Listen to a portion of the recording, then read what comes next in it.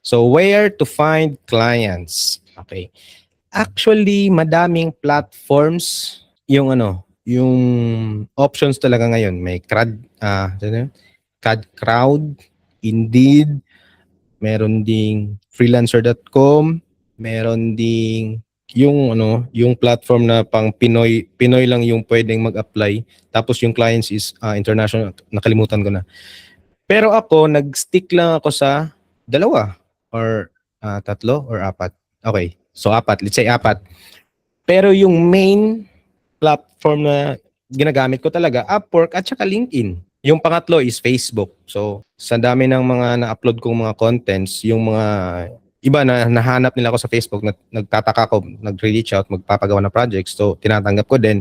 Pang-apat is yung personal or yung mga circle of sa association nyo, sa mga previous work ko, alam nila na nagso-SolidWorks ako, tapos may nahahagip silang naghahanap ng SolidWorks designer, so nagre-reach out, so parang personal referrals, yung pang-apat. So konti lang, hindi naman madalas.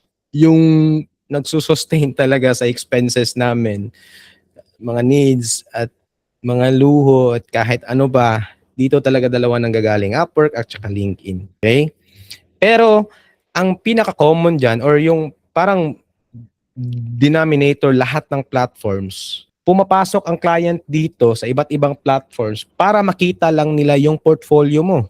Hahanapin ka nila sa LinkedIn or hahanapin ka nila sa Upwork para ma-check lang yung portfolio mo. Portfolio is like, ewan ko lang pwede ko ba ma-share.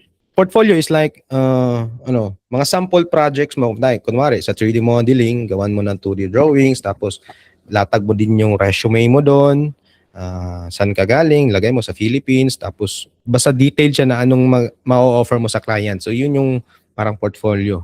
So, in this session, hindi naman covered yung i-dive into portfolio or profile, pero at surface level, ito yung purpose. Bakit pumupunta yung clients dito sa iba't ibang platforms to check our portfolio or after lang talaga nila makita yung portfolio mo. Yun lang.